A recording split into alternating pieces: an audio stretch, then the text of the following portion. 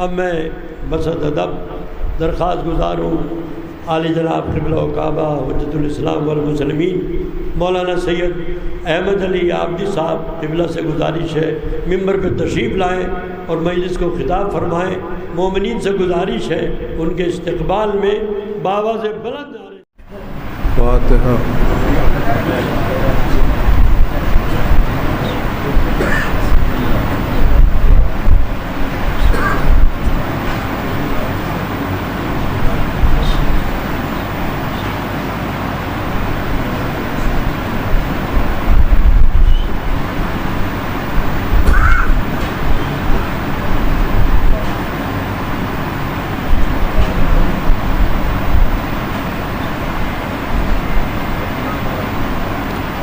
لا حول ولا قوة إلا بالله العلي العظيم. أعوذ بالله السميع العليم من الشيطان اللعين الرجيم. بسم الله الرحمن الرحيم.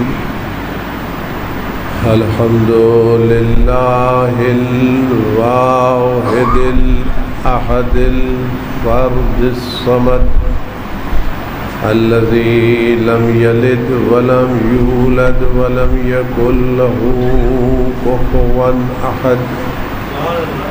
والصلاة والسلام والتحية والإكرام على البشير النذير السراج المنير الدر الطاهر الدر الفاخر العلم الظاهر المنصور المؤيد الرسول المسدد سيدنا ونبينا بالقاسم محمد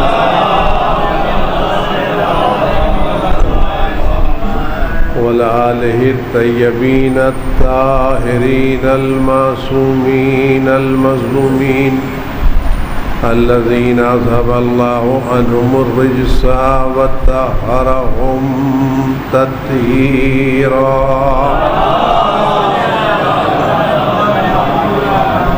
سيما على بقية الله في العالمين وخاتم أئمة المعصومين الكهف الحسين وغياث المستر المستكين ملجأ الهاربين وعصمة المعتصمين.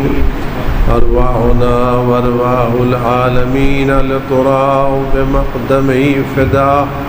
أجل الله تعالى فرجه الشريف واللعنة الدائمة الباقية على أعدائهم وقتلتهم وغاص بحقوقهم أجمعين. أما بعد فقد قال الله الحكيم في كتابه الكريم. بسم الله الرحمن الرحيم. ومن يبتغي غير الإسلام دينا فلن يقبل منه وهو في الآخرة من الخاسرين. صلوات بجبر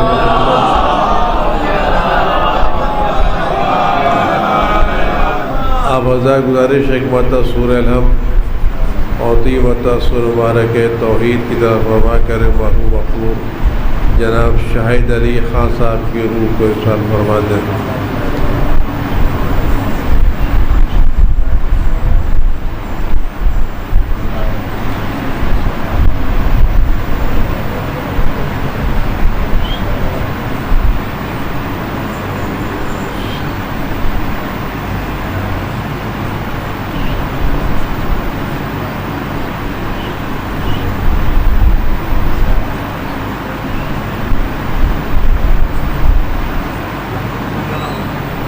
صلوات بر محمد و آل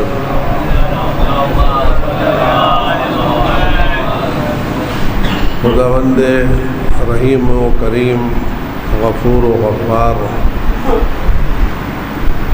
ہمارے امام وقت حضرت حجت بن عسکری صلوات اللہ السلام علیہ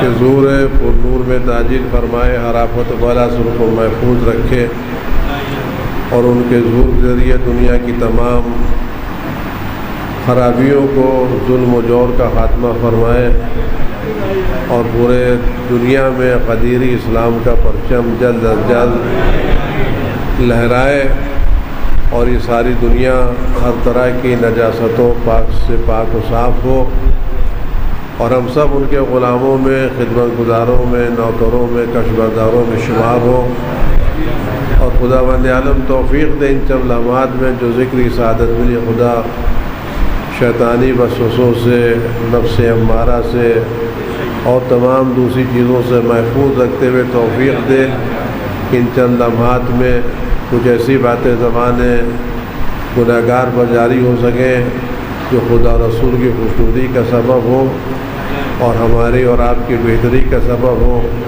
اور امام وقت کے لمحوں پر مسکراہٹ کا سبب ہو۔ آئیے ان تمام چیزوں کے اپنے امام کی سلامتی کی دعا کرتے ہیں اور امید سے اس وقت بہترین توفیقات کی درخواست کرتے ہیں۔ بسم اللہ الرحمن الرحیم۔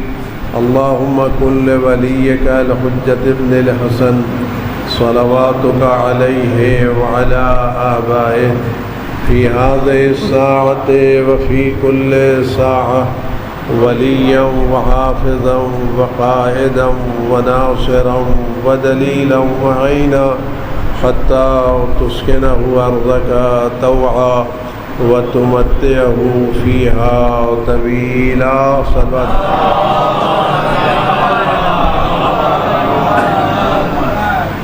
خدا بند عالم کا کلام حقیقتوں پر مبنی ہے اور خدا اپنی ذات کے لیے کسی بڑائی کا محتاج نہیں ہے۔ خدا کا یہ اعلان ساری دنیا کے لیے ہے کہ وَمَن يَبْتَغِ غَيْرَ الْإِسْلَامِ دِينًا، جو اسلام کے علاوہ کوئی اور دین قبول کرے گا فَلَن يُقْبَلَ مِنْهُ، تو وہ دین اس سے قبول نہیں کیا جائے گا اور اس کے ساتھ وہ میدان قیامت میں نقصان اٹھانے والوں میں ہوگا۔ خدا بند عالم نے ہمارے لیے جو دین منتخب کیا ہے وہ دین اسلام ہے اور ہمیں اس دین کو قبول کرنا ہے، لیکن مسئلہ یہ ہے کہ اس وقت دنیا میں ایک اسلام نہیں ہے۔ اگر ایک اسلام ہو تو ہم قبول کر لیں۔ بہت سے اسلام کے دعوے دار ہیں، تو سارا دین تو اللہ نے نازل کیا نہیں ہے، اللہ نے کوئی ایک دین نازل کیا ہے۔ تو ان تمام دینوں میں اللہ کا نازل کیا ہوا دین کون سا ہے؟ ہمیں مسلمان بننا تو ہے، لیکن کون سا اسلام قبول کریں؟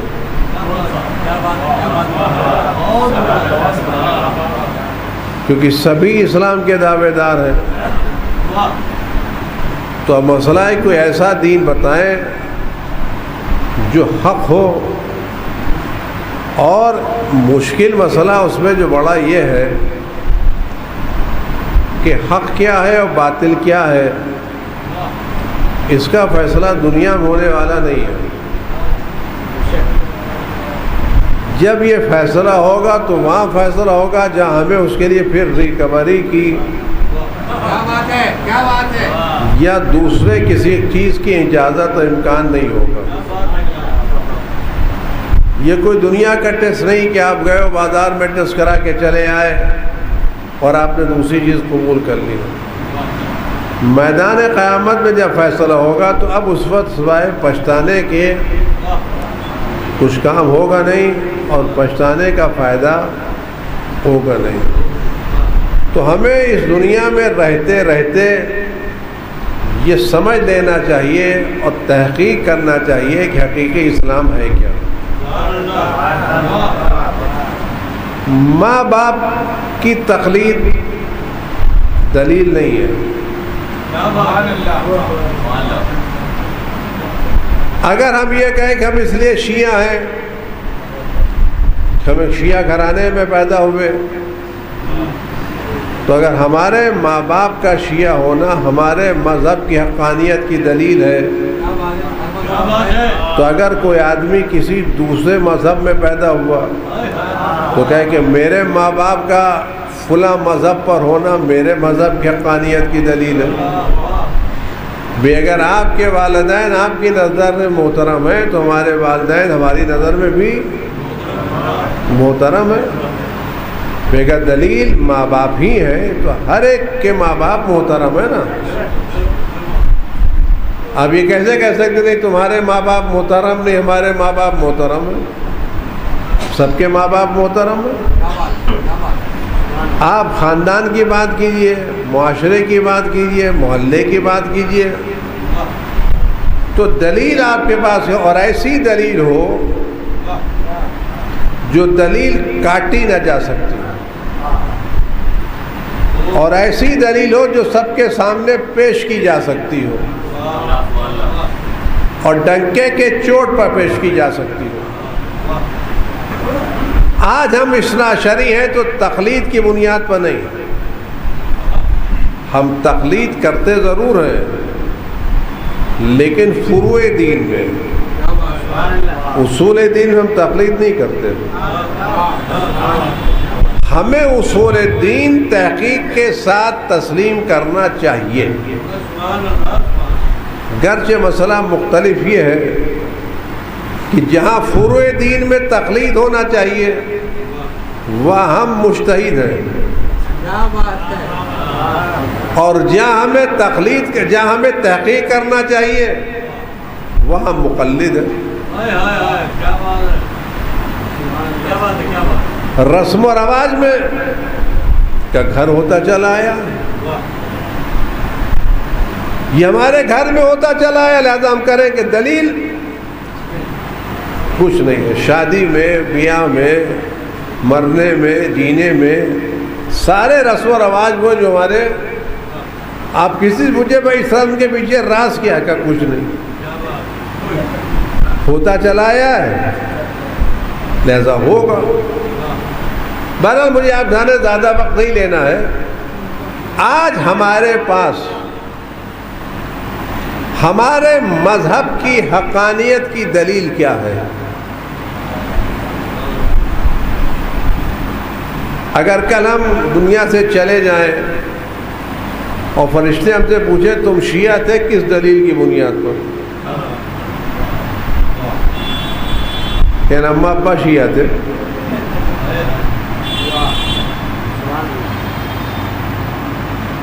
اگر ہم سے پوچھا جائے تم شیعہ ہیں کس بنا پر، کیسی دلیل دو کہ فرشتے بھی اس کو قبول کریں، اور وہ دلیل دو جو کسی دوسرے کے پاس نہ ہو۔ جہاں تک وقت ہوگا میں آپ کے سامنے دلیلیں تو بہت ہیں، لیکن دو دلیلیں میں آپ کے سامنے اس وقت عرض کرنے کی سعادت حاصل کروں گا۔ اور دیکھیے ہوتا یہ ہے جب آپ سیدھی لکیر بنانا چاہتے ہیں تو اس کا بہترین طریقہ یہ ہے کہ ایک پوائنٹ اوپر لگائیے اور ایک پوائنٹ نیچے لگائیے۔ اگر یہ دونوں پوائنٹ ایک دوسرے کے ساتھ ہیں تو لکیر آپ کی خود بخود سیدھی ہوگی۔ تو میں آپ کے سامنے اللہ کی عنایتوں سے حقانیت کے دو پوائنٹ ایسے دینا چاہتا ہوں کہ صراط مستقیم اس کے علاوہ دوسری کوئی ہے نہیں۔ ایک پوائنٹ وہ ہے جو رسول خدا کی وفات کے بعد، اور ایک پوائنٹ وہ ہے جو آج، اور یہ دونوں پوائنٹ ایسے جس کو دنیا میں کوئی آدمی چیلنج نہیں کر سکتا، اور ہمارے علاوہ کسی کے پاس یہ پوائنٹ ہے بھی نہیں۔ کیا بات ہے، کیا بات ہے، میں چیلنج سے کہہ رہا ہوں یہ دو پوائنٹ ایسے جو ہمارے پاس ہے جو دنیا میں کسی کے پاس نہیں ہے۔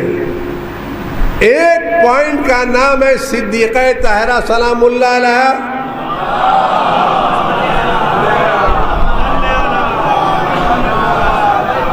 اور دوسرے پوائنٹ کا نام ہے فرزند زہرا حضرت حجت ابن الحسن عسکری صلوات اللہ سلام۔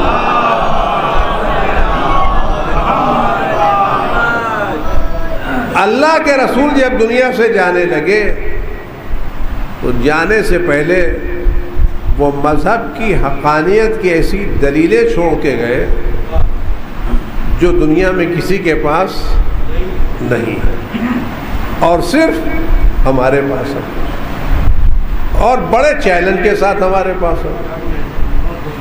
ایک جناب صدیقہ طاہرہ اور ایک امام وقت۔ میں چھوٹی چھوٹی بات آپ سے عرض کروں، بات آپ تک پہنچانے کی کوشش کروں۔ پیغمبر اکرم صلی اللہ علیہ وآلہ وسلم کی روایت ہے،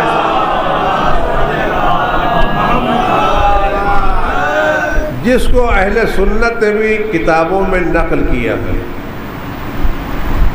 کتابوں میں نقل کرنا الگ مسئلہ ہے، اور روایتوں کی تہ تک پہنچنا الگ مسئلہ ہے۔ قرآن رٹ لینا الگ ہے، اور قرآن سمجھنا الگ ہے۔ حافظ قرآن الگ ہے، معلم قرآن الگ ہے۔ ہم اپنے کے حافظ بھی رکھتے ہیں اور معلم بھی رکھتے ہیں۔ لوگوں کے حافظ زندگی میں قرآن سناتے ہیں، ہمارے حافظ تو روکے نیزہ پر قرآن سناتے ہیں۔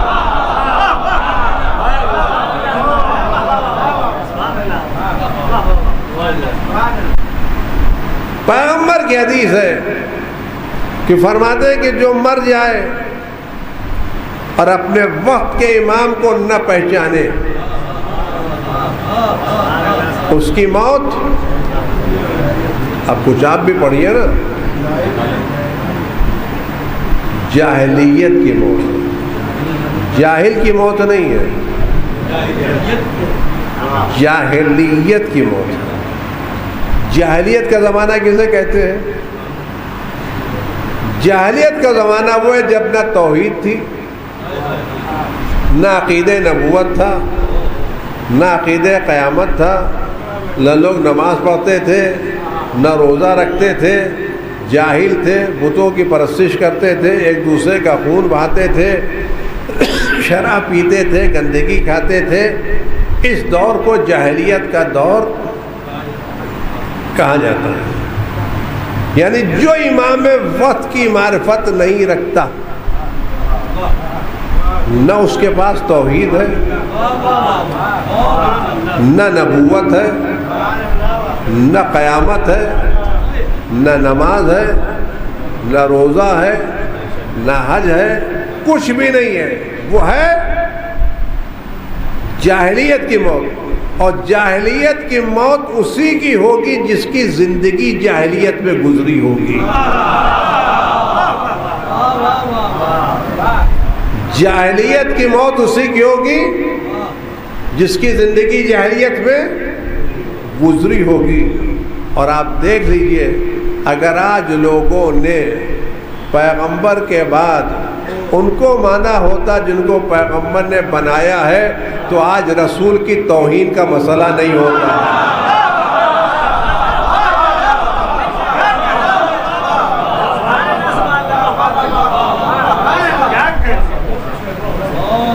یہ ساری توہین رسالت اہل بیت کے دروازے کو چھوڑنے کی بنا پر ہے۔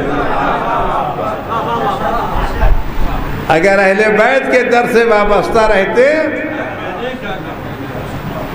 تو کبھی توہین نہ ہوتی۔ تو جو فرمانے کے بعد کہ جو اپنے وقت کے امام کی معرفت کے بغیر دنیا سے چلا جائے، اس کی موت جاہلیت کی موت ہوتی ہے۔ اور جنت میں جانے کے لیے کیا شرط ہے؟ جنت میں جانے کی شرط انسان مرے تو اسلام پر مرے، اگر موت اسلام پر نہیں ہے تو جنت میں جانے کا سوال نہیں ہوتا۔ سب سے سنگین مسئلہ انسان کی زندگی کا وہ لمحہ ہے جب وہ دنیا سے جا رہا ہوتا ہے۔ اگر وہ اس وقت مسلمان چلا گیا تو دنیا کی کوئی طاقت اس کو جنت میں جانے سے روک نہیں سکتی۔ جائے گا ڈنڈے کھا کر کے، جہنم میں 2-4 دن رہ کر کے، لیکن اگر مسلمان مرا ہے تو آخر میں جنت میں جائے گا۔ اگر مسلمان نہیں مرا ہے تو آپ لاکھ قل پڑھتے رہیے، وہ جنت میں جانے والا نہیں ہے۔ میں زیادہ تمہید نہ کروں، بات آپ سے قریب کروں، میں صرف یہ پوچھنا چاہتا ہوں کہ جناب زہرا حضرت فاطمہ الزہرا صلوات اللہ سلام علیہا کا انتقال رسول کی زندگی ہوا یا رسول کے بعد ہوا؟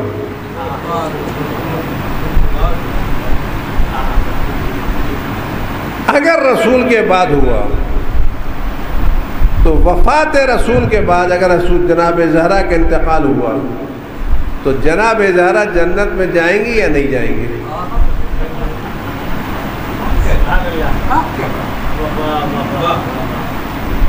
جناب زہرا جنت میں جائیں گے یا نہیں جائیں گے؟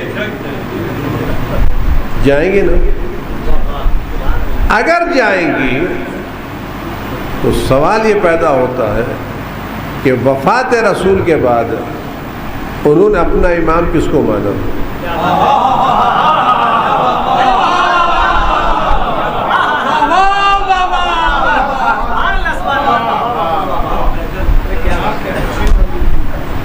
کس کو مانا؟ یہ امام کی بیعت یہ مسئلہ معمولی نہیں ہے۔ یہ روایت اتنی معتبر ہے کہ جب مدینے میں بنی امیہ کا گورنر حجاج آیا تو عبداللہ ابن عمر خلیفہ دوم کے صاحبزادے، یہ سب بڑے محتاط لوگ تھے، بڑی احتیاط پر عمل کرتے تھے۔ یہ کربلا کے میدان میں نہیں گئے تھے کیونکہ بڑے محتاط تھے، اب کس کی طرف ہے۔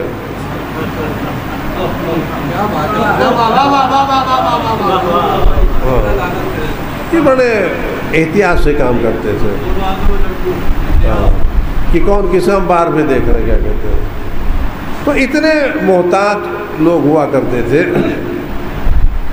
وہ بوڑھے ہو گئے تھے تو جب وہ گورنر کی خبر ملی کہ وہ مدینے میں آیا ہے تو جاڑے کا زمانہ تھا، آپ کمبل اوڑھ کر کے ٹھنڈک میں اس کے دروازے پر گئے، کہا مجھے ملنا ہے۔ کہنے بھی ابھی تو ہم تھکے ہوئے ہیں، ادھر اونٹوں کا سفر ہوتا تھا کہ لمبا چوڑا سفر کر کے ابھی ہم تھکے ہوئے ہیں، ابھی ہم ملاقات نہیں کر سکتے، کہہ دینا صبح آئیں گے۔ کہا بھائی خلیفہ کے بیٹے ہیں، بادشاہ زادے ہیں، بڑے درجہ رکھتے ہیں، کہنے صبح آئیں گے۔ کہنے نہیں مجھے اسی وقت ملنا ہے اور میں نہیں جا سکتا ہوں۔ کہا کیوں آپ نہیں جا سکتے؟ کہا کہ میں بوڑھا ہو گیا ہوں اور مجھے یہ نہیں پتا کہ میں صبح زندہ رہوں گا یا زندہ نہیں رہوں گا، لہذا میں چاہتا ہوں کہ سونے سے پہلے بیعت کر کے مروں تاکہ اگر صبح موت ہو جائے تو میری موت جاہلیت کی۔ تو انہوں نے اپنے امام کی بیعت کرنے کے لیے صبح کا انتظار نہیں کیا، اگر بغیر بیعت کے مر گئے تو موت جاہلیت کی ہوگی۔ بلا لیا اسے کہ تشریف لے آئیے۔ تاریخ کہتی کہ ٹھنڈک کا زمانہ تھا، وہ لیٹا ہوا تھا، اٹھا بھی نہیں، ہاتھ بھی نہیں نکالا، لحاف سرکایا اور پیر نکالا کہ اس پر آپ بیعت کر کے چلے جائیے۔ انہوں نے اسی کے پیروں پر بیعت کی اور یہ مطمئن ہو کے چلے ہماری موت جاہلیت کی نہیں ہوگی۔ عزیزو، جو لوگ اہل بیت کا ساتھ چھوڑ دیتے ہیں ان کو لوگوں کے پیروں پر گرنا پڑتا ہے۔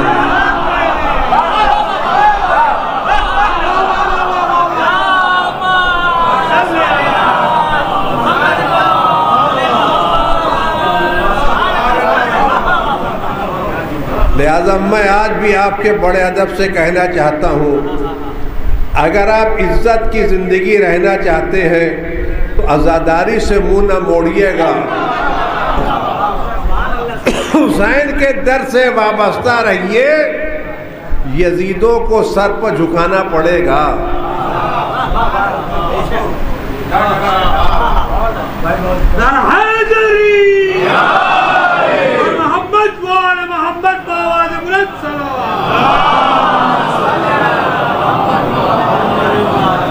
اور اس کی وجہ بھی بہت صاف واضح ہے۔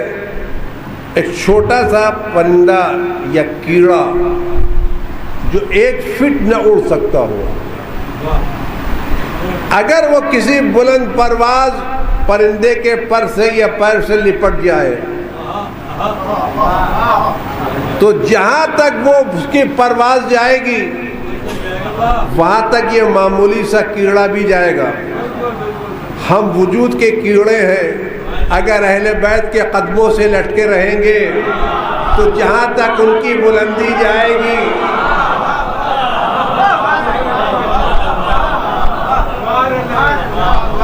جب تک آپ اہل بیت کے در سے وابستہ ہیں، حکومتیں بدلے، بادشاہتیں آئیں جائیں، آپ کی عزت پر فرق آنے والا نہیں ہے۔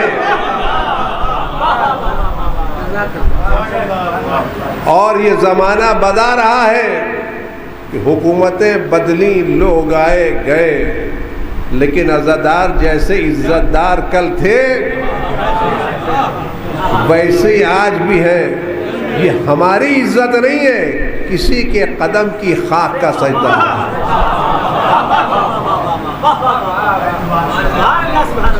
جب تک ہم اس سے وابستہ رہیں گے اس وقت دنیا کی کوئی طاقت ہم کو ذلیل نہیں کر سکتی، اور جس دن ہم نے اس کو چھوڑ دیا تو دنیا کی کوئی طاقت ہم کو عزت نہیں دے سکتی۔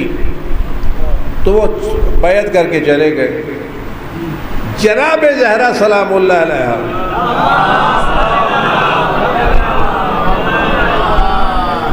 وفات رسول کے بعد کم سے کم 75 دن زندہ رہی۔ اگر زندہ رہی ہو، یقیناً زندہ رہی، تو نے ان 75 دنوں میں کس کو اپنا امام مانا؟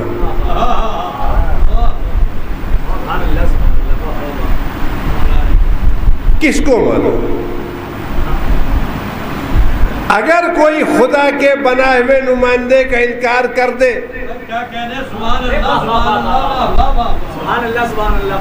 تو کیا وہ جنت میں جا سکتا ہے؟ اگر کوئی جناب ابراہیم کے زمانے میں ہو اور جناب ابراہیم کی نبوت کو نہ مانے تو کتنا ہی عبادت گزار کیوں نہ ہو، جنت میں جا سکتا ہے؟ اگر کوئی جناب موسیٰ علیہ السلام کے زمانے میں ان کی نبوت کو نہ مانے جنت میں جا سکتا ہے؟ نہیں جا سکتا۔ جناب عیسیٰ کے زمانے میں ہو، رسول خدا صلی اللہ علیہ وسلم کے زمانے میں ہو، دیکھیے صلوات بھیجنا ہے تو اللہ کے نام پر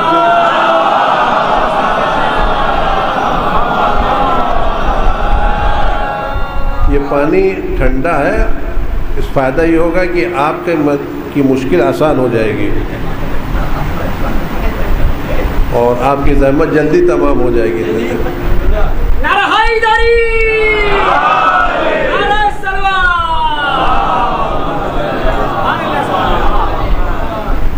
تو میں یہ عرض کر رہا تھا کہ جن کو لوگوں نے مانا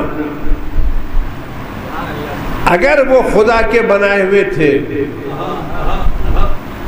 تو ان کا انکار کرنے والا جنت میں نہیں جا سکتا۔ جناب ابراہیم علیہ السلام کا انکار کرنے والا جنت میں نہیں جا سکتا، جناب موسیٰ کا انکار کرنے والا جنت میں نہیں جا سکتا، جناب عیسیٰ کا انکار کرنے والا جنت میں نہیں جا سکتا، جناب رسول خدا کا انکار کرنے والا جنت میں نہیں جا سکتا۔ جناب زہرا نے رسول کے بعد کس کو امام مانا؟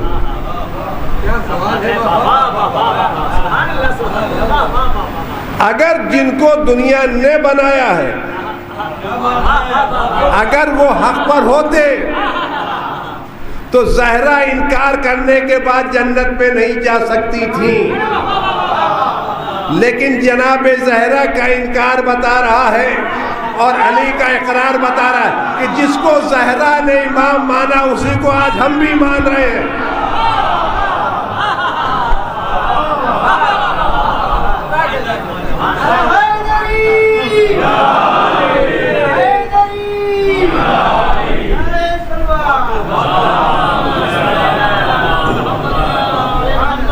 جناب زہرا نے صرف علی کو امام نہیں مانا، جناب زہرا نے کلمہ پڑھا ہے، اور میں بڑے ادب سے عرض کرنا چاہتا ہوں، اور خاص کر آج کے دور میں میں بڑے ادب و احترام کے ساتھ یہاں تک میری بات پہنچ جائے کہ آج کے دور میں عزیزوں دوستوں اس عقیدہ امامت کو بچا کے رکھنا۔ مختلف انداز سے حملے ہو رہے ہیں اور مختلف انداز سے امامت کی شان کو گھٹانے کی کوشش ہو رہی ہے۔ میں تفصیلات کے ساتھ نہیں جا سکتا، لیکن آپ کو ہوشیار کر رہا ہوں، بڑے ادب سے عرض کر رہا ہوں، لیکن آپ سن لیجئے جو رہتے ہیں، آپ اس کو مت دیکھیے گا کون کہہ رہا ہے،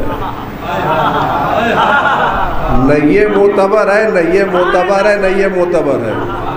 اگر یہ زبان اہل بیت کے فضائل بیان کر رہی ہے تو یہ بھی معتبر ہے، یہ بھی معتبر ہے۔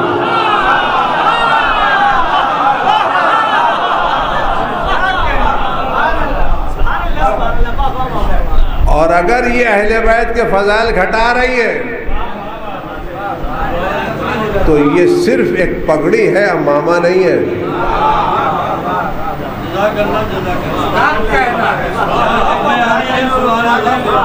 میں بہت بڑی بات آپ تک پہنچا کے اگر آپ کے ذہنوں تک پہنچ گئی ہو، بڑے حسین انداز میں آج کل گفتگو ہو رہی ہے، بڑی نئی روشن فکریاں ہمارے سامنے آ رہی ہیں، لہذا کبھی اس سے مغروب نہ ہوئیے گا، اپنے دلوں کو محفوظ رکھیے گا، فکروں کو محفوظ رکھیے گا، سنیے گا سب کی، لیکن فلٹر لگانے کے بعد قبول کیجیے گا۔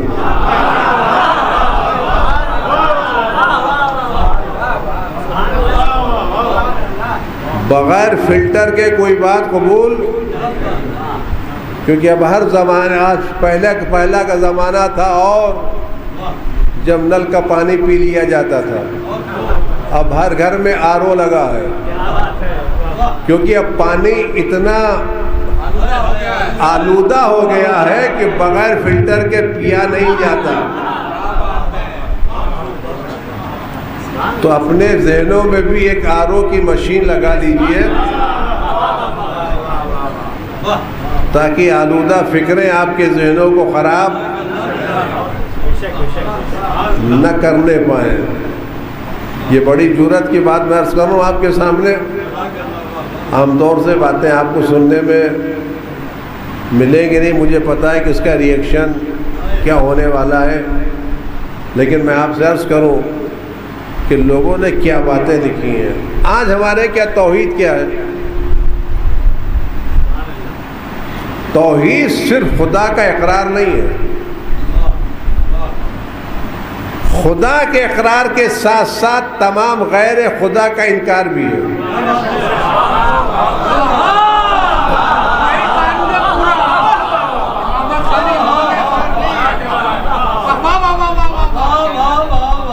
کلمہ لا الہ الا اللہ ہے.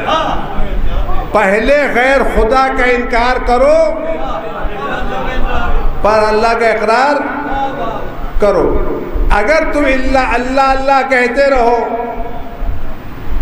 ایک آدمی اللہ اللہ کرتا رہے، تسبیح پڑھتا رہے، سب کچھ کرتا رہے، نماز پڑھے، روزہ رکھے، حج کرے، زکوٰۃ دے، سارا کام کرے، لیکن اگر گھر میں چنے کے برابر ایک بت رکھے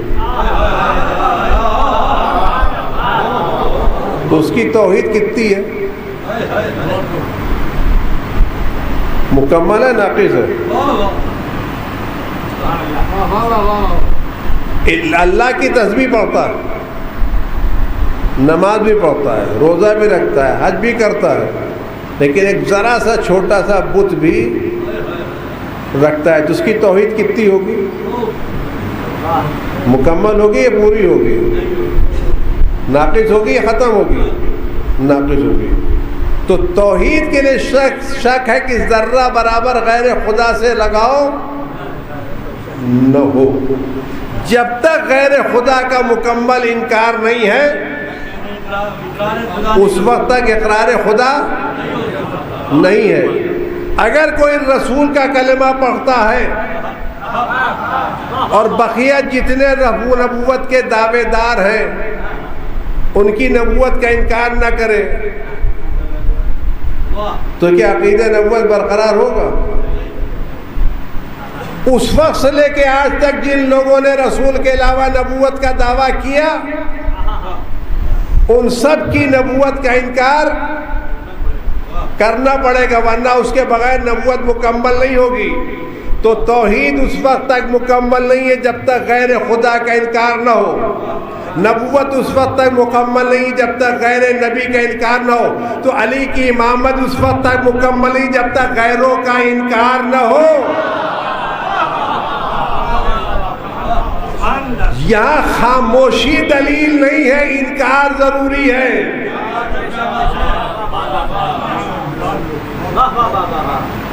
جب تک انکار نہ ہو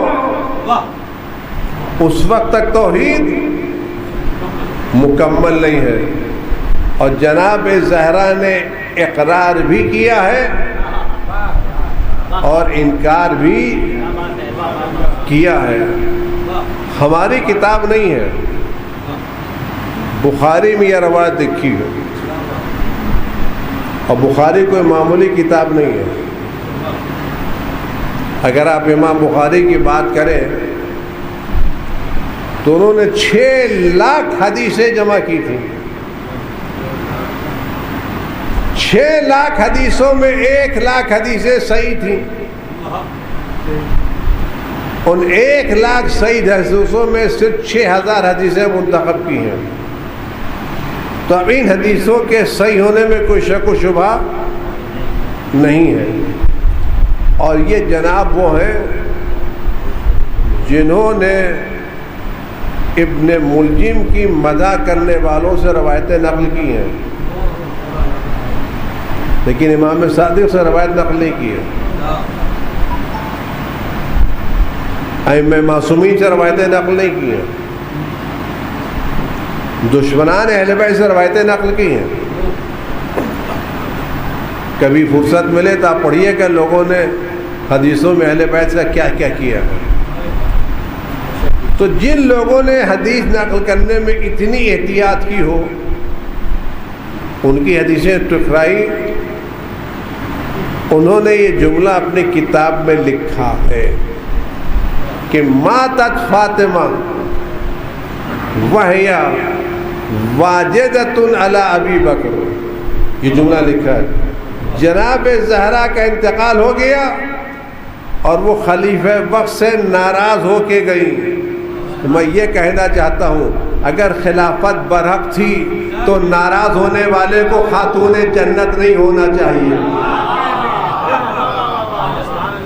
اور اب میں جملہ کہنا چاہتا ہوں، رسول کے بعد جس کو فاطمہ نے امام مانا ہم اس کو مانتے ہیں اور جس کا فاطمہ نے انکار کیا ہم اس کا انکار کرتے ہیں. جو حشر زہرا کا ہوگا وہی حشر ہمارا ہوگا. سلوات بھیجے برو.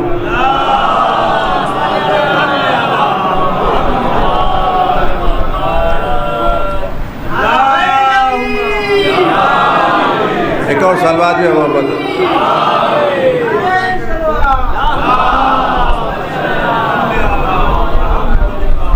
آپ سچ بتائیے یہ فاطمہ زہرا کس کے پاس ہے؟ وہ فاطمہ زہرا جو علی کی امامت کو مان رہی ہے، وہ فاطمہ جو دوسروں کی خلافت کا انکار کر رہی ہے، وہ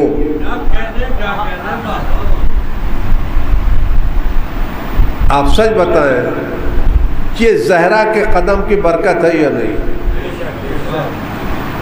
اور ایک بات میں بڑے ادب سے عرض کروں، اگر کوئی مقدمہ کوئی لڑ رہا ہو اور آپ کے پاس سارے ثبوت فراہم ہو، لیکن ایک ایسا گواہ موجود ہو جو آپ کی ساری دلیلوں کو باطل کر سکتا ہو، تو آپ کو اس گواہ سے محبت ہوگی یا حساسیت ہوگی؟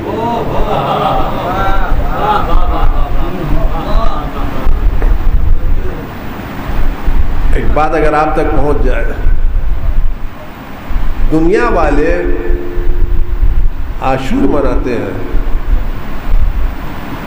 اور بڑے شوق سے مناتے ہیں، لیکن دنیا والے جناب زہرا کی شہادت نہیں مناتے.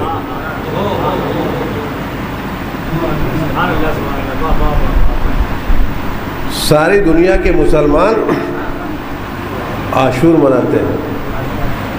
جناب زہرا کی شہادت کیوں؟ کیونکہ عاشور منائیں گے نا تو یہ کسی کے باطل ہونے کی دلیل نہیں ہے. شہادت زہرا کسی کے باطل ہونے کی دلیل ہے.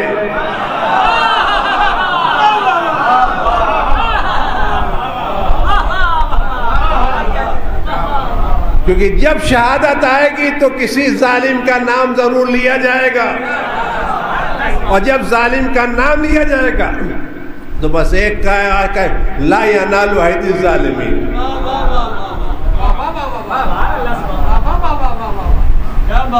زہرا کی مظلومیت کسی کے ظالم ہونے کی دلیل ہے، اور آپ ظالم ثابت کر دیجئے تو لا ینال عہد الظالمین کافی ہے.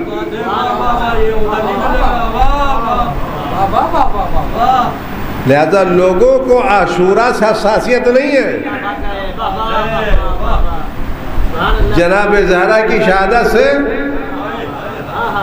لہذا جب سے یہ جناب زہرا کی شہادت کی مجلسیں شروع ہوئی ہیں، وہاں سے بڑے لوگوں کو کھلبلی مچ رہی ہے. یہ بدعت کہاں سے شروع ہو گئی؟ یہ نئی چیز کہاں سے شروع ہو گئی؟ یہ نئی شروع نہیں ہے، یہ علی کی حقانیت کی واضح دلیلیں ہیں.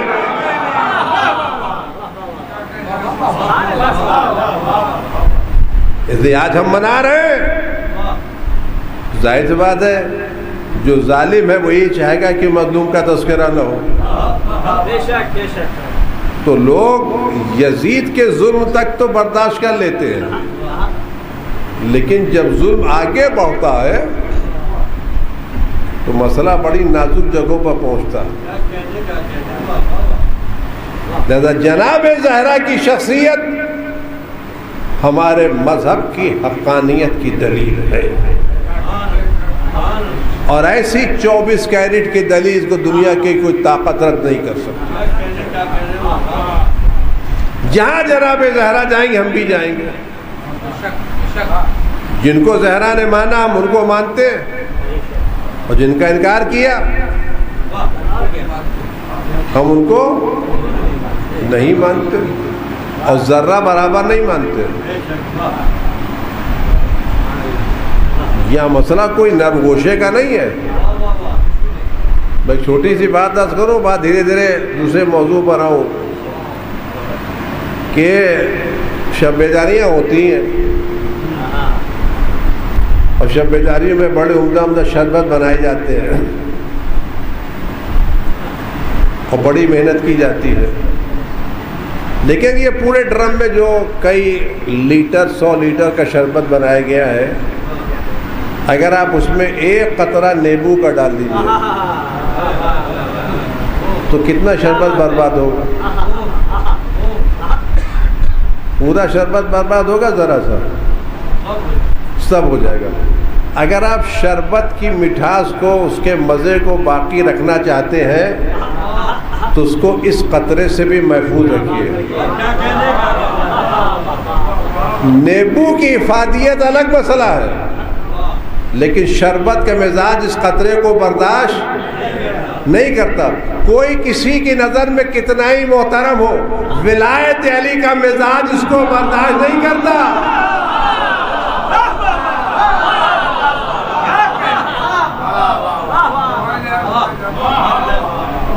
یہ ذرا سا بھی جھکا ہو ولایت کے شربت کو خراب کر دے گا۔ اگر ہم اس ولایت کے شربت کو بچا کے رکھنا چاہتے ہیں تو ہمیں ان تلخ مزاجوں سے دوری اختیار کرنا پڑے گی۔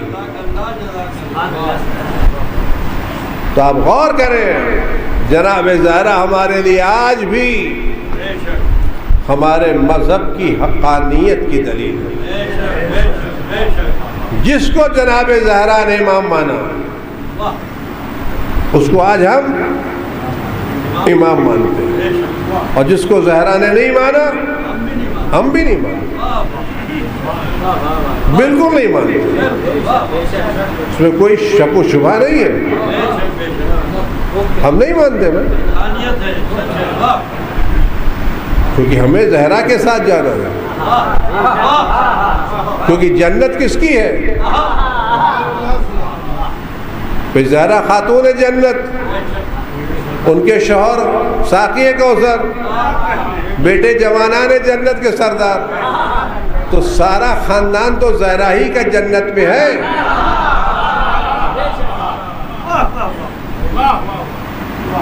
لوگوں نے روایتیں گڑھی تو بہت، لیکن سنبھال نہیں سکے۔ لوگوں نے روایتیں گڑھی تو بہت، لیکن سنبھال نہیں سکے۔ میں ایک روایت نقل کرتا ہوں، سربراہ محمد وآل محمد۔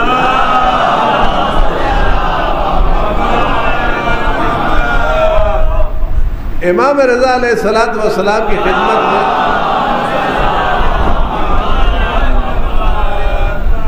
بہت سے بڑے بڑے علماء موجود تھے، تو ایک بڑے عالم اور بھی موجود تھے، تو روایتیں نکلیں، کہا کہ ہے، کہا کہ آپ اپنے، کہا کہ ہمارے بزرگوں کے فضائل ہیں، کہا کیا فضائل ہیں؟ کہا ہمارے کیا روایت ہے کہ اللہ کے رسول بیٹھے ہوئے تھے کہ جبریل نازل ہوئے اللہ کے رسول کے پاس کہ اللہ کے رسول، اللہ نے آپ کو سلام کہا ہے اور ایک بات آپ سے دریافت کی ہے کہ میں تو فلاں صاحب کو بہت چاہتا ہوں اور میرے دل میں تو ان کی بڑی محبت ہے، بڑی قدر ہے، اب نہیں معلوم وہ بھی مجھے چاہتے یا نہیں چاہتے۔ اگر آپ کو زحمت نہ ہو تو ان سے پوچھ لیجئے گا کہ ان کے دل میں میری محبت ہے یا محبت؟ آپ بتائیں کتنا بڑا درجہ ہے کہ اللہ پوچھ رہا ہے کہ رسول ان سے پوچھے کہ وہ مجھے چاہتے یا نہیں چاہتے۔ تو جناب زہرا کے فرزند نے کہا یہ روایت جھوٹی ہے۔ کیا کیسے جھوٹی؟ کیا قرآن کے خلاف ہے؟ کیا کیسے قرآن کا کہ خدا کہتا ہے ہم تو دل کی باتوں کو جانتے ہیں؟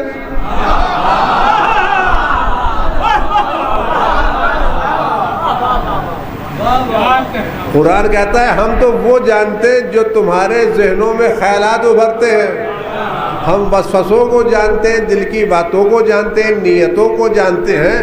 تو جو خدا اتنی باتیں جانتا ہو وہ ان کے دل کی باتیں کیوں نہ جائے گا؟ چونکہ نہیں ہے لہذا نہیں جانتا۔ تو روایتیں تو ماشاءاللہ سے بہت گھڑی گئے، لیکن سنبھال نہیں پاتے۔ ایک صلوات محمد علیہ محمد۔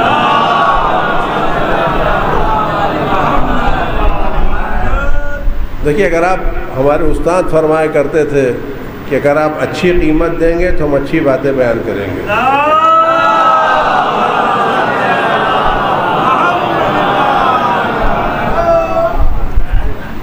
ایک پرانے ذاکر مجلس پڑھ رہے تھے بمبئی میں، تو کہنے لگے کہ ایسا لگتا ہے کہ یہ آیت جو ان اللہ و ملائکۃ یہ خالی سامنے بیٹھے والوں کے لیے، پیچھے والوں کے لیے آیت نہیں ہوتی ہے۔ صلوات محمد علیہ۔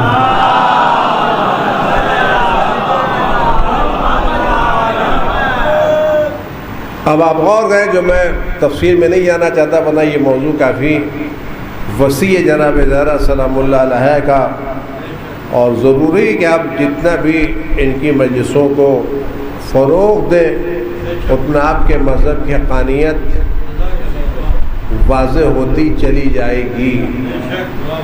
اب میں دوسری بات عرض کر رہا ہوں، ہمارے مذہب کی حقانیت کی ایک دلیل ہمارا امام آخر،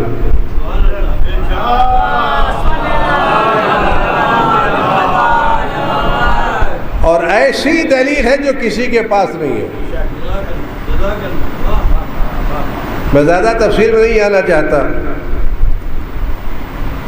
چھوٹے چھوٹے بات عرض کرنا چاہتا ہوں۔ آیا ہر سال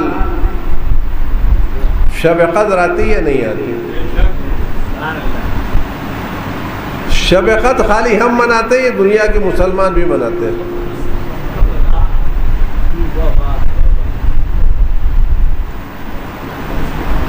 ساری ہم مناتے ہیں، دوسرے بھی مناتے ہیں؟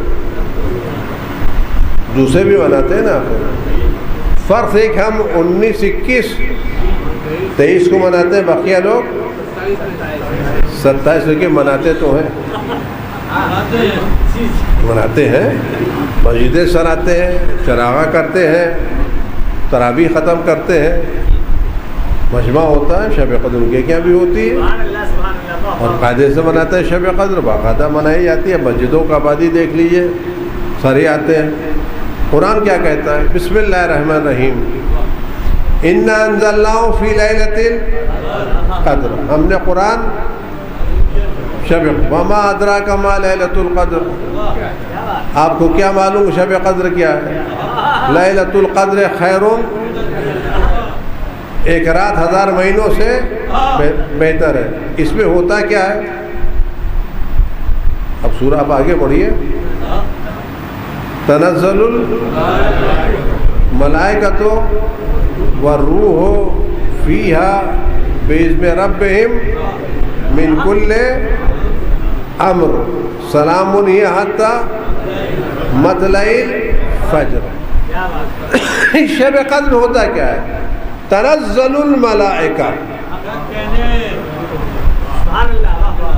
عربی کے اعتبار سے یہ تنزل و مضارع کا صیغہ ہے، یعنی نازل ہوتے رہتے ہیں، نازل ہوا کرتے نہیں تھے۔ ایسے ہی شب قدر میں نازل ہوتے تھے، نازل ہوتے ہیں، یعنی آج بھی شب قدر میں ملائکہ نازل ہوتے۔ تو کیا لے کے نازل ہوتے؟ تنزل الملائکۃ فیہا،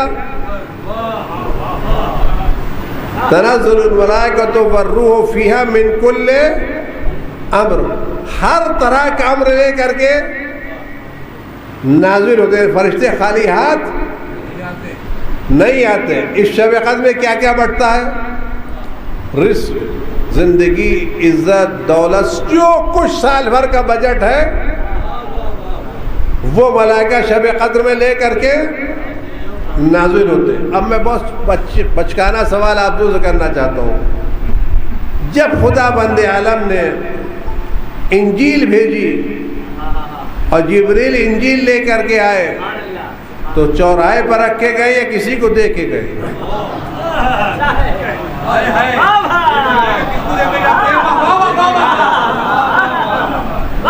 توریت لے کے آئے، مسجد میں رکھے گئے، یا لینے والا جناب موسیٰ پہلے سے موجود تھے؟ زبور لے کے آئے، لینے والے داؤد پہلے سے موجود تھے ہی نہیں تھے، قرآن لے کے آئے، لینے والے رسول موجود تھے نہیں تھے. تو جب خدا کوئی چیز نازل کرتا ہے تو بھیجنے سے پہلے ریسیور موجود ہوتا ہے.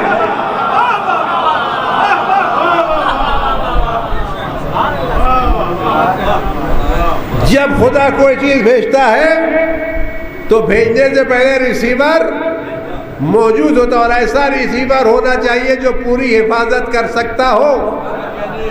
تو تورات سے پہلے موسیٰ موجود، انجیل سے پہلے جناب عیسیٰ موجود، زبور سے پہلے داؤد موجود، قرآن سے پہلے پیغمبر موجود. تو جب شب قدر میں امر نازل ہو رہا ہے تو کوئی ولی امر ہونا چاہیے.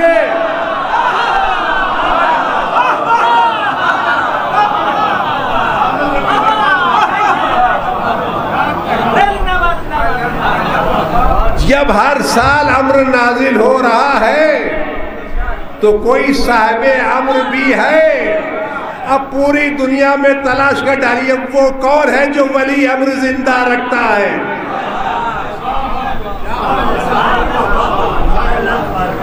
اکیلے ہم ہیں جو صاحب الامر رکھتے ہیں. لہذا ہر شب قدر ہمارے مذہب کی حقانیت کی دلیل ہے. ہمیں منانے کا حق ہے کہ امر نازل ہو رہا ہے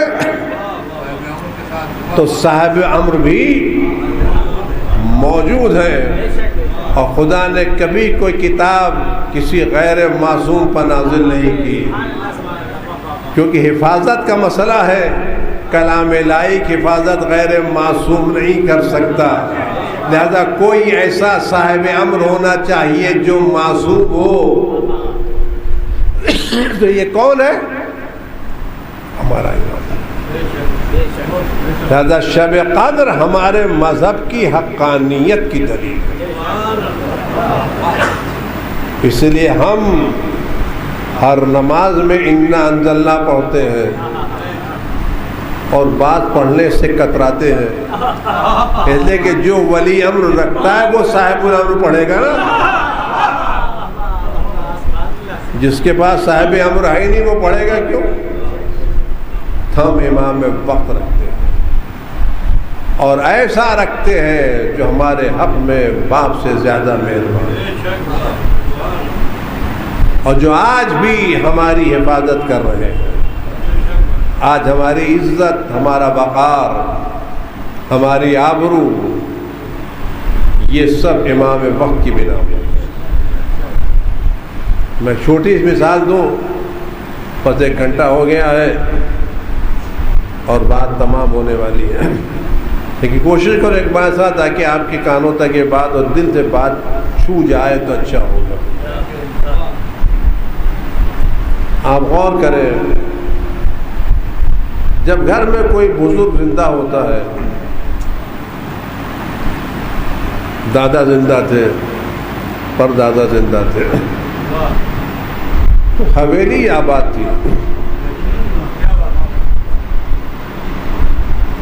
بیٹوں کے مزاج باپ کی زندگی میں مختلف تھے. چند بیٹے تھے، ہر ایک کا مزاج دوسرے سے مختلف تھا، نرم گرم اچھا برا. لیکن ان مختلف مزاج ہونے کے باوجود جب بزرگ خاندان موجود تھا تو حویلی موجود تھی. لیکن جب بزرگ خاندان کا انتقال ہو گیا تو حویلیوں میں دیواریں اٹھنے لگی.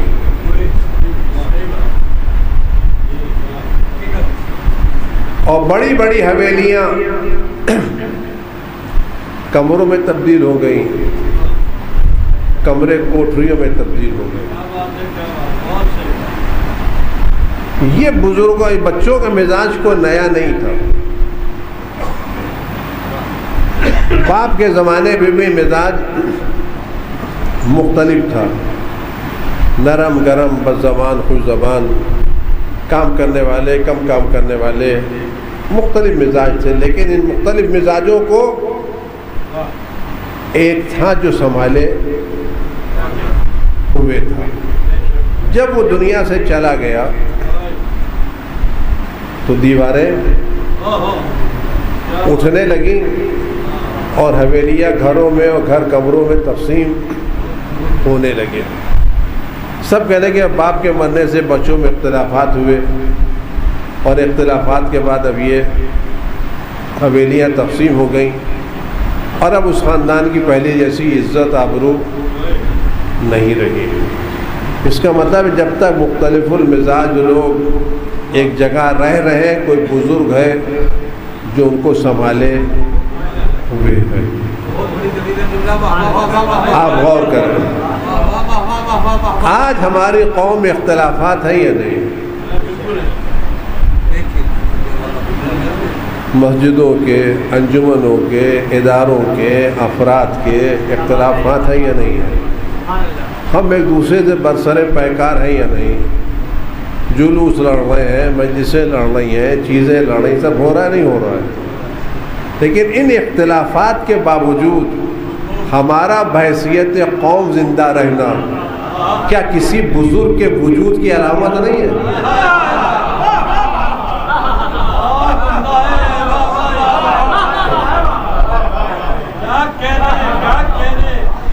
ہزاروں اختلاف کے بعد بھی ہمارا دشمنوں کی نظر میں صاحب عزت رہنا، ظاہری طور پر بے یار و مددگار ہونے کے باوجود دہشت گردی کے الزام سے محفوظ رہنا،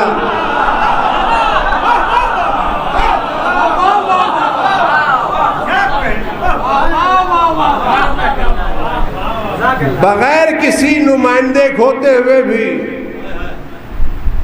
گورنمنٹ کی نظر میں پرامن قوم رہنا، یہ ہماری کوششوں کا نتیجہ ہے. کوئی باپ ہے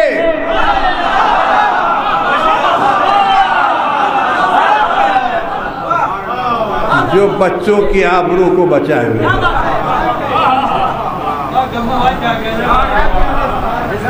کوئی ہے جو آج ہمیں محفوظ رکھے ہوئے؟ اگر آج یہ مہربان باپ نہ ہوتا، اگر آج ان کی عنایتیں نہ ہوتی تو ہم آج اختلافات کے باوجود ایک عزت دار قوم نہ ہوتے. ہم سارے مسائل کے باوجود نہ ہمارے پاس علم ہے، نہ ہمارے پاس دولت ہے، نہ ہمارے پاس وزیر ہے، نہ ہمارے پاس ووٹ ہے، کچھ بھی تمہارے پاس نہیں ہے. دنیا کے سارے وسائل سب خالی ہیں، لیکن پھر بھی جنگوں میں محفوظ ہے، حملوں سے محفوظ ہے. ہم نہیں بچا رہے ہیں، کوئی ہے جو بچا رہا ہے. اور کیوں بچا رہا ہے؟ ہم اس کے جد کے عزادار ہیں.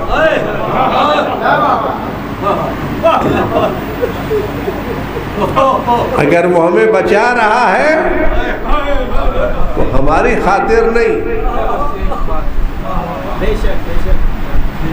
ہم اس کی جد ماجدہ کے عزادار ہیں. ہم ان کی عزا کا فرش اپنے گھروں میں بچھا رہے ہیں. آج ہماری ساری عزت و آبرو دنیا میں اسی عزاداری کی بنا پر ہے، اسی فرش عزا کی بنا پر ہے. یہ عزتوں کی جگہ ہے، یہ آبرو کی جگہ ہے. اس کے تقدس کو برقرار رکھیے، اس کے احترام کو برقرار رکھیے. جتنا ہو سکے اس کو فروغ دیجیے. عمومی مجلسیں بھی کیجیے، نہ ہو سکے تو گھر میں بچوں کو جمع کر کے 2 نوحے پڑھ لیجیے.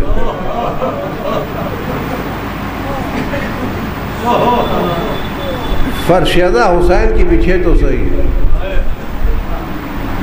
زہرا کا ماتم ہو تو صحیح، ہر گھر میں ہو، ہر جگہ ہو. اور آپ دیکھیں، میں نے یہ بات شاید پہلے عرض کی ہے اور آج کل کے مصائب کے چند فکر عرض کرنا چاہتا ہوں کہ گزشتہ سال کووڈ کے باوجود عزاداری ہوئی، اس سے پہلے 20 میں نہیں ہوئی تھی۔ کبھی آپ نے سوچا کیوں نہیں ہوئی تھی؟ 20 میں اس لیے نہیں ہوئی تھی کہ بڑے بڑے لوگ اپنے اثر اور رسوخ کی بنا پر کوشش کر رہے تھے ہم عزاداری بحال کر لے جائیں گے۔ آپ نے سنا ہوگا وہ ملنے گئے ہیں، وہ ملنے گئے ہیں، وہ ملنے گئے ہیں، اور میرے رابطے ہیں، میں کمشنر کو جانتا ہوں، میں وزیر کو جانتا ہوں، میری حیثیت ہے، کسی کی نہیں چلی۔ اور جب 21 نے کسی نے کچھ نہیں کیا تو عزاداری ہو گئی۔ عزادار وارث عزا غیرت دار ہے، وہ اپنے جد کی عزاداری میں کسی کا احسان نہیں لینا چاہتا۔ اگر 20 میں عزاداری ہو گئی ہوتی تو کہتے ہم نے بحال کیا، ہم اجازت لے کے آئے۔ غیبت رہنے والا کسی کا احسان نہیں لینا چاہتا، اور ہوئی عزاداری۔ ہم محافظ عزاداری نہیں ہیں، عزاداری کا محافظ حسین کا بیٹا زندہ ہے۔ ہمارا کام فرش عزا پر بیٹھ جانا ہے، حفاظت کرنا ان کا کام ہے۔ بس چند فقرے آپ مصائب کے سن لیں، اور جناب زہرا کے فرزند کو اپنے چچا عباس کے مصائب بہت پسند ہیں، اور میں کوشش کروں گا چند فقرے ایسے زبان سے نکل جائیں کہ صاحب غیبت کے کانوں تک پہنچ جائیں، اور ان کی نظر عنایت ہمارے حال شامل حال ہو جائے۔ بس چند فقرے آپ سنیں، ابو الفضل عباس کے مصائب واقع دلانے والے۔ اور کربلا کے میدان میں مولا ابو الفضل عباس اپنے فضائل میں، اپنے مناقب میں، اپنے مصائب میں سب سے الگ ہے۔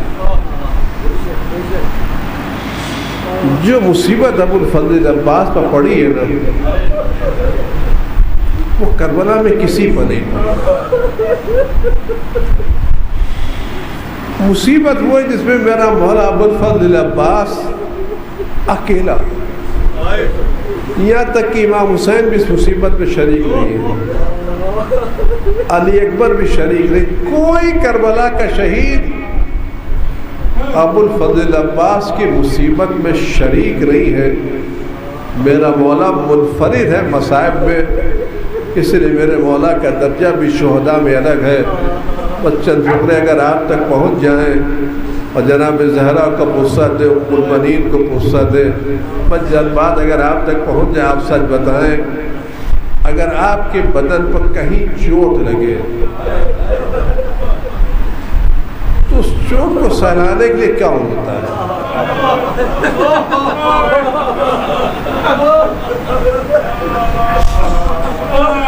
عزیز، اگر پیشانی پر پتھر لگے تو ہاتھ آتا ہے یا نہیں آتا؟ آنکھوں میں کانٹا ہے تو سہلانے ہاتھ آتا نہیں آتا؟ بازو میں درد ہو تو سہلانے کو ہاتھ آتا نہیں آتا؟ پیٹھ میں درد ہو ہاتھ آتا نہیں آتا؟ بدن میں کہیں بھی درد ہو، کہیں بھی چوٹ لگے تو مدد کے لیے ہاتھ آتا ہے۔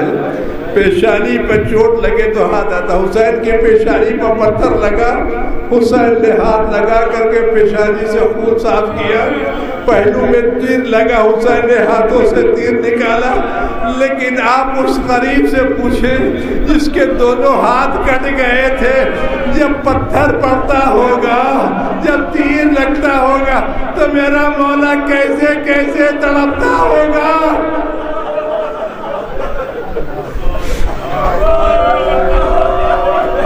عزاداروں کبھی سوچو تو صحیح، جب عباس کی آنکھوں میں تیر لگا ہوگا تو جس کے ہاتھ کٹ گئے تھے وہ کیسے تڑپتا ہوگا؟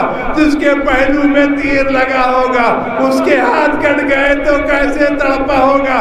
عزاداروں، اسی لیے میرے مولا عباس نے جناب کاظم سبتی سے فرمایا کہ تم سب میں میرے مصائب نہیں پڑھتے، تم میرے مصائب نہیں پڑھتے۔ کہ مولا مصائب تو پڑھتا ہوں، دریا پر جانا پڑھتا ہوں، تیر لگنا پڑھتا ہوں، سب کچھ پڑھتا ہوں، لیکن کہے تم میرے مصائب نہیں پڑھتے، میرے مصائب نہیں پڑھتے۔ دس سے جب جوڑ کے اس کی مولا بتائے میں آپ کے کون سے مصائب نہیں پڑھتا؟ مولا نے فرمایا یہ بتاؤ، جب کوئی بلندی سے گرنے لگتا ہے تو اپنے ہاتھوں کو ٹیک دیتا ہے، ادا جب میرے سر پر گرز لگا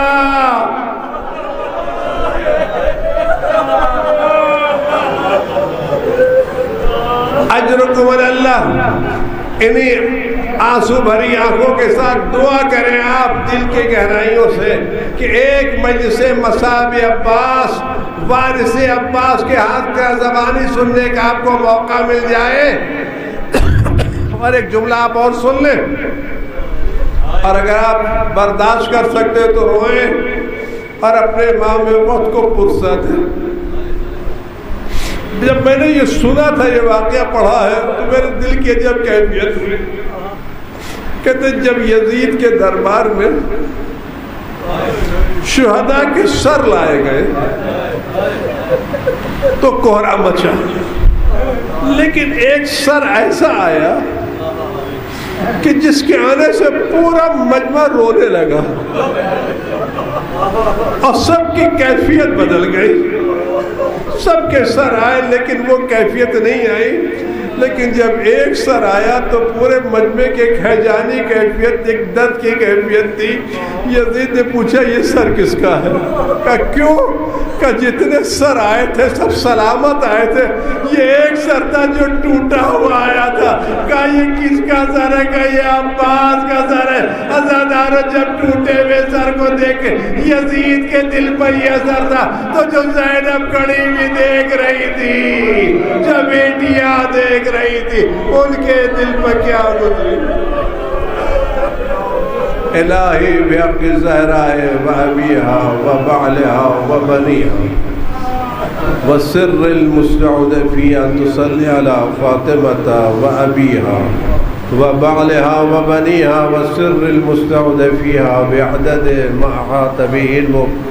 پروردگار امام اس کے ظہور میں تاجل فرما، ہر آفت و بلا سوار امام کی حفاظت فرما، ہر طرح کے رنج و غم و علم کو ان کے وجود مقدس سے دور فرما۔